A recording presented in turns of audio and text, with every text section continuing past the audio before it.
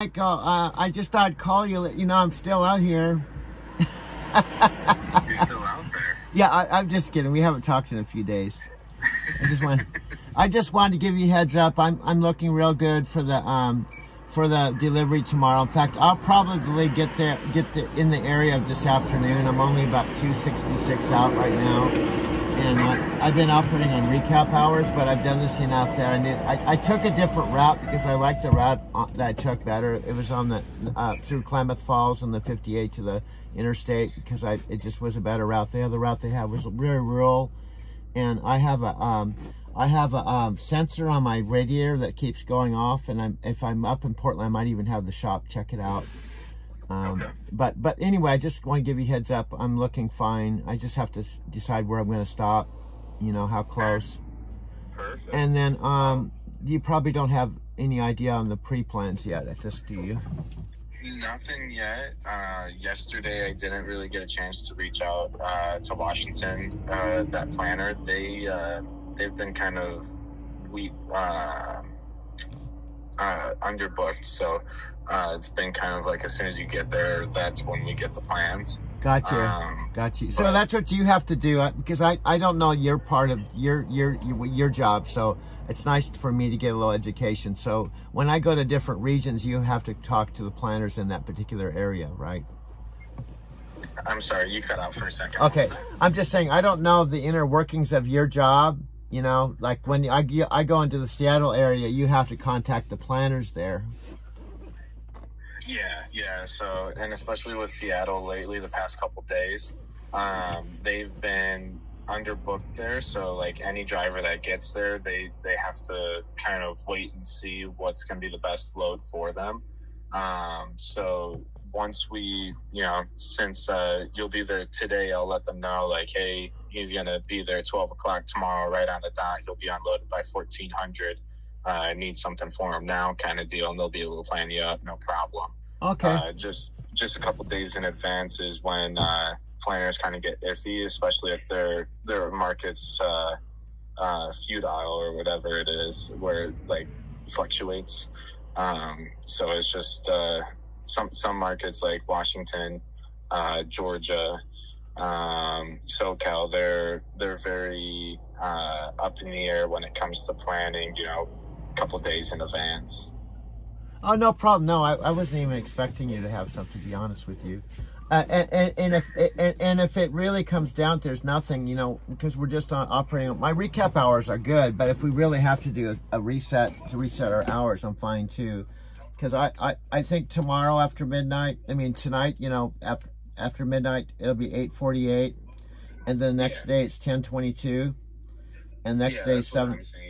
What I just so you know what I do, I go to Roadview, and I write down all the hours for the next several days, like 8 days, so I know exactly what we're looking at. So when I get a load, I can tell you whether we're good on it. But all the recap hours are relatively pretty good.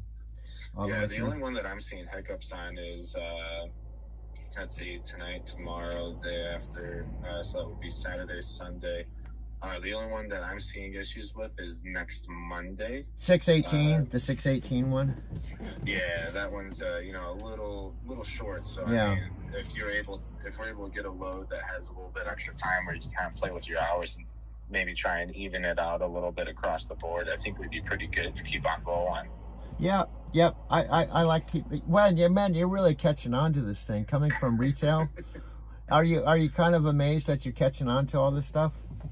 A little bit, but I've always been kind of a fast learner. So the more hands-on experience I have, the more input from drivers that have been around the block and know how to run their clock and stuff like that. I've been learning a lot. Yeah, you learn from drivers. That's what I'm trying to not to be a know-it-all, but I'm just trying to pass on like the driver's point of view. So it's like a game. I tell my friends that's like a Monopoly game.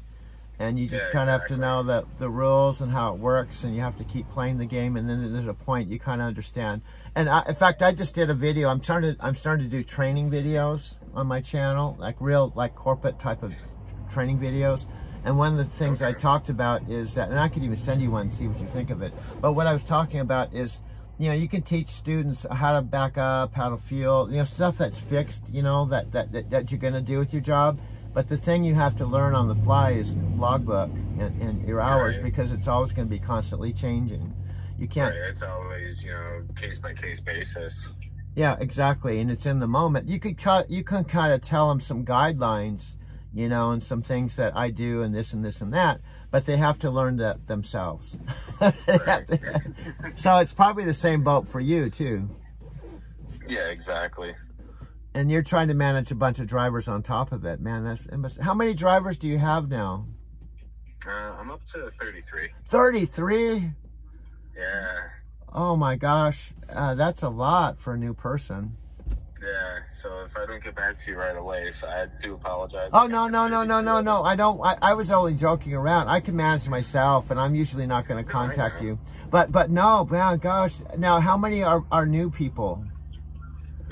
So none of them are, only for the fact because all the new people up until they're ready to pretty much be on their own. They are on Jacob's board. So Jacob runs the trainer, trainee, and squires. So once they're done with, like, I think it's 100,000 miles as a squire, that's when they're considered, you know, not a new person anymore. And then that's when they get distributed to other DMs. Okay, and then is it true that, because I've noticed the new DMs, they try to give you experienced people so that it's not as hard for you because the guys manage themselves. Yeah, for the most part. I mean, it's been pretty easy for me in terms of that, with, you know, the luck of the drivers that I get. So, I mean, there's a couple wrenches that were thrown in there, so in that way I do understand how to handle some other things rather than, you know, just planning a load and then committing it and then just going from there.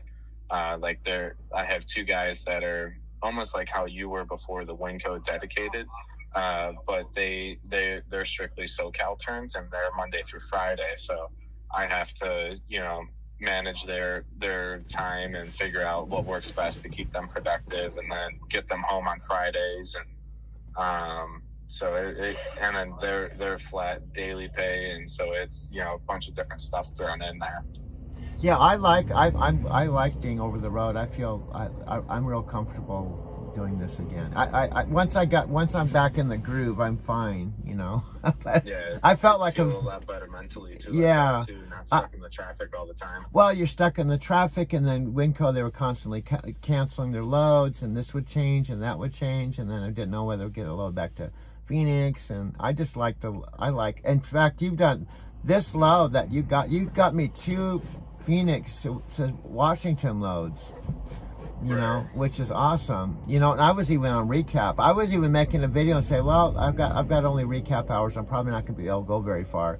And then when I got this and I figured out the hours and I thought I could actually go all the way up here with the recap hours, I was like, wow, that's majorly cool.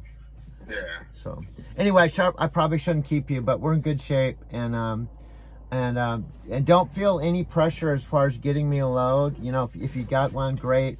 You know, if you find out today, great. We'll just do what we have to do with what we have, you know. All right. Well, if you want, what I could do after this, though, I could see if maybe there's something down to SoCal that after that we could jump over to Colorado and that at least do a 34 out there. Oh yeah, wait, man, your music to my ears. You know, I know it's your old stomp. Yeah, it's a real treat if I can go there and even do an overnight or my home time. I'm even open to doing my home time out there a couple days, get an Airbnb for a couple days. Because it's a real treat for me, because I have a ton of memories there, and then with my movies I can shoot movies there on location, you know. Okay. Yeah, so if you can figure something out like that, that'd be awesome. Yeah, I'll see what I could get figured out for you, and see what works with your recaps, and get you over there, and, you know, we'll do 34 2 days or something like that, and we'll hit the road from there. Okay, sounds good, brother. Well, I appreciate your time, and you're catching on really fast. I'm really impressed. I'll keep telling Magdalene every time I talk to her, Michael's doing a good job. You know. All right, well, I appreciate that. Thank you. Okay, I'll let you go. Have a good day. Good. Okay. Give me a call if anything pops up. Okay, take care, brother. Take care. Right. Bye-bye. Bye.